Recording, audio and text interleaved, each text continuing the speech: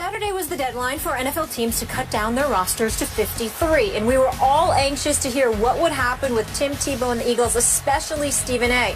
Despite playing fairly well in his final game versus the Jets, completing 11 of 17 passes for 189 yards and 2 TDs, Tebow was released. Skip, is this the end of Tebow's time in the NFL? Stephen A. Smith, that all depends on whether Tim Tebow decides to listen to some in his inner circle who believe he should go and play in Canada, because it now appears to me that this CFL is his last hurrah. And yet, before I get into the particulars of that, allow me to say I'm so happy now that I don't have to root for Chip Kelly this year.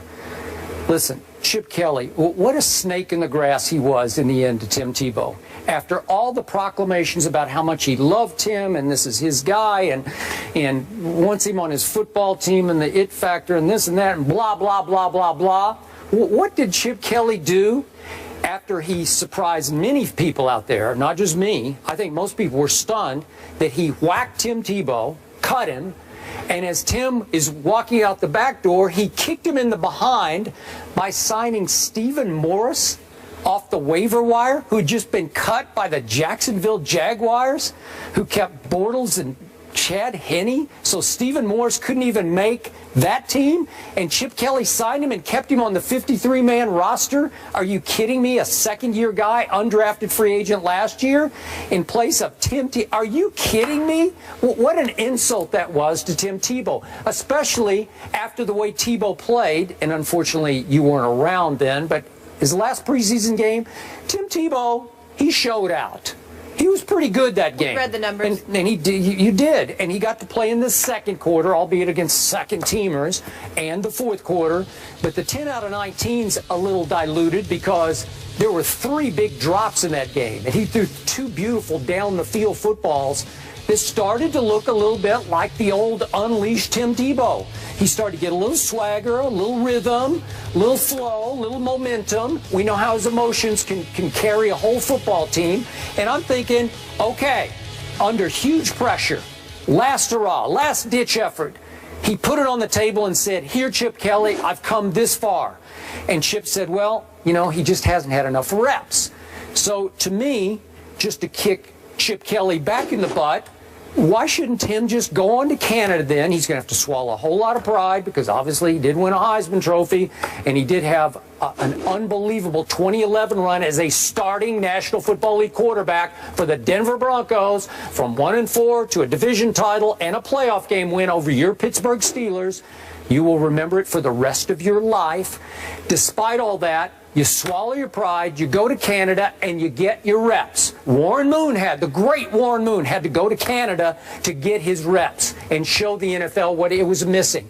Doug Flutie, who became a pretty good NFL quarterback, had to go to Canada and show the NFL that he wasn't too little to make it in the National Football League. So maybe it's time, and trust me, some in the inner circle are really pushing Tim, who's pushing back. He does not want to go. He's made it clear from the start, I do not want to play Canadian League football. No, no disrespect to them. It's just that Tim thinks he belongs in the National Football League. So when his last hurrah coach, Chip Kelly, said no, and I'm signing Stephen Morris and putting him on my 53-man roster, maybe you should just get angry, Tim. Maybe you should say, watch this, because TV is always going to be there for Tim Tebow. I think he proved himself well enough on this network, wouldn't you say, for his, was it a year he was here? Okay, he can always go back. He just turned 28 years of age, so Tim, just do it. Go to Canada, show them, you get your reps in, Chip Kelly, and then maybe someplace, somewhere, sometime, somebody will say, you know what? I need that on my football team. I need that guy in my locker room. I need him to run certain plays for me, or I need him to start for me. By the end of the year, I'm sure a lot of people will say, God, our quarterback situation is dreadful. Go to Canada and show them, Tim, because I think that's the last hope. You know, you really crossed the line on this. Chip Kelly. Let me tell you something. What did Chip Kelly do to Sean? What did he do to LaShawn? Let me tell you something right now. Yeah. If I hadn't just gotten off vacation, I'd have walked off the set with that ridiculous drivel you just did. I thought it was damn diatribe. I'm so disgusted with you right now. You actually put me in a position where I have to defend Chip Kelly. Yes. That's where you put me in. Well, don't. I have to. you because that's a bunch of nonsense that just came out of your mouth. What do you mean stabbed him in the back? You're going to defend Chip Kelly? I have to defend Chip Kelly because I'm a fair-minded man. Morris? And all the stuff that I feel about Chip Kelly, you had me throw out around talking, Molly. I gotta get on him right now. I can't believe that you sit up there and you can say that nonsensical stuff you just spewed out of your mouth. Tim Tebow, excuse me, they were raving about him. He improved his mechanics and his throwing motion. Once again, we have further evidence that he's not a quarterback. Why? Because high school quarterbacks don't have people talking about their mechanics and their throwing motion. You know why, Skip Bayless? Because it's assumed that when you play the position, that comes with it.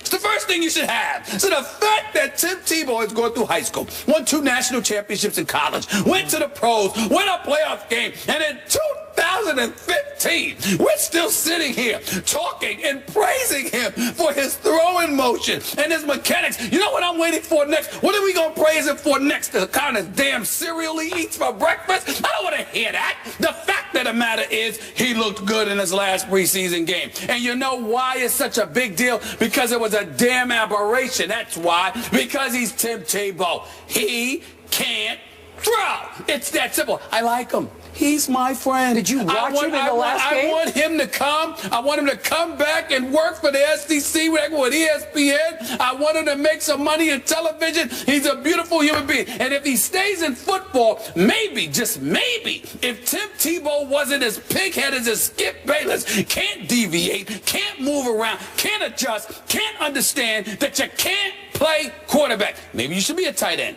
Maybe you should be a running back. Maybe you should be on special teams. Maybe you should be a third down specialist. Damn it, maybe you should learn to play defense. Just don't throw the football because that's not what you do, especially when you can't read defenses half the time. That's his problem. But you don't want to go there. Instead, you want to sit there and get on Chip Kelly for backstabbing him? Yeah. Let me tell you something. Not backstabbing. That's the word you used. That's the word you used. I did not use back. I said he kicked him in the butt as he walked out the door. Hold it. That's what he did. Tim's walking out the back door and do we kicked him need right to in the butt. rewind the tape? Because I did not use backstab. That's what I thought I heard. That's what I thought I heard. You backstab people you have respect for. Well, listen. Well, you basically feel he didn't have respect, but he once did have respect, which is why you called it backstabbing. Rewind the tape and you remember what you heard. In the end, I have to sit here. You put me in the position where I have to come to. I thought it was a beautiful move. This is the lowest. I'm the defense lawyer over here. As low as you have gone. You put me in a position where I have to come to the defense of Chip Kelly. Chip Kelly did nothing wrong here. He gave the guy a chance. He put him out there on the field. He gave him an opportunity to perform. He wasn't up to snuff. He wasn't up to snuff, which is why you are telling him to go to Canada. You want him to leave the country, but Chip Kelly's wrong for wanting him to leave Philadelphia? What are you talking about? What are you talking about? Chip Kelly did nothing wrong. Tim Tebow needed to go, that is that. Do you even know who Stephen Morris is? No, I don't. No, you don't. That's it.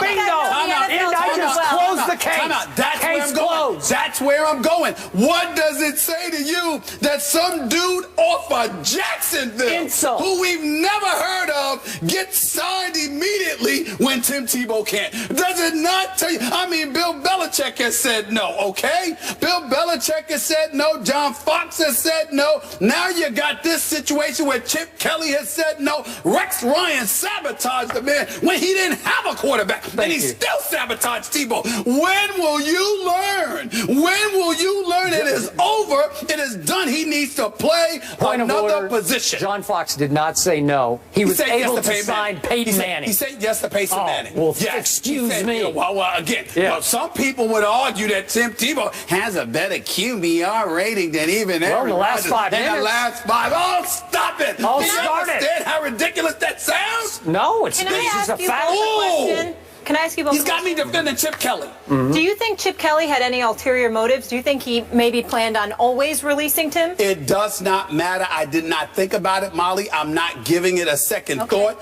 because Tim Tebow should be here. He should not be playing quarterback for a National Football League team because before he couldn't throw. So now he's improved his throwing motion a little bit in his mechanics, but he still can't read defenses. I need you to say this for the record, for tape, for camera. Sure. You're saying that it would be a waste of Tim Tebow's time to go play in Canada?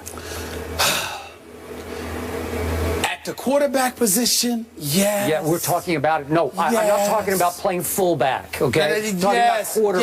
Yes. Okay. Skip. He needs to hear this. Skip. Keep going. Go ahead. Soliloquy. He needs to hear it. Yeah. Tim Tebow sat there with material. Hold on. Tim Tebow Go ahead. Sat down with me for my radio show, Sirius XM, Mad Dog Sports Radio, Channel 82, every weekday from 1 to 3 p.m. Channel Eastern 82? Time. 82, it was 85, now switched to 82. Wow. Switched to 82 August 13th. All right. Still never been invited. Hold on, wait a minute. Tim Tebow came, sat with me, and literally looked me in my face afterwards and said, keep your eyes on it. I'm telling you, I've improved my throwing. And I said, we'll see, because he appreciates the fact, I love the guy. I just know he can't throw. And so he says, I've improved. And he did improve. He did improve. My hat's off to him. But we ain't talking about throwing footballs out there in the yard with Skip or Stephen A. We talking about quarterbacking in the NFL. This brother can't do that. Period. Enough. So Enough.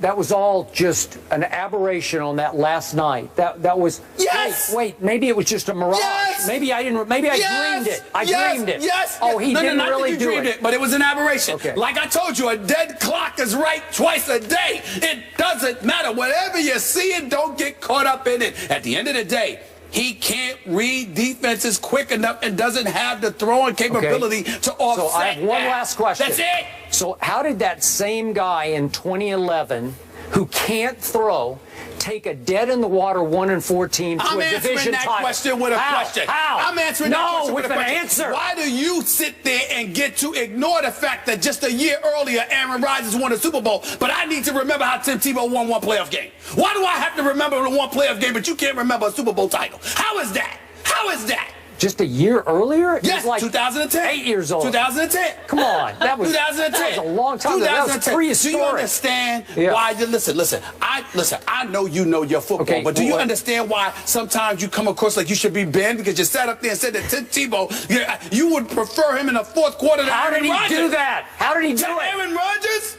I'm not in the fourth quarter. He had a better QBR than Aaron Rodgers, who, by the way, is 2-4 in the playoffs since that Super Bowl long ago. Tim Tebow. 2-4? Tim Tebow doesn't belong on the same planet as Aaron Rodgers. You brought it up. I did. Did I start it, Molly? No, I didn't start it. You did. I simply said, you brought it up. How do you remember a playoff victory from 2011, but don't remember a Super Bowl title from 2010? Because we're talking about a guy who you say cannot throw. I say, how did he win all those games in 2011 if he can't throw? Did he not win quarterback? Did he not win one game against the Kansas City Chiefs, completing 2 passes? Yeah, and one went for the game-winning touchdown to Eric Decker. 2. Oh, stop it. It is ridiculous. Thank you. You got me defending Chip Kelly. You!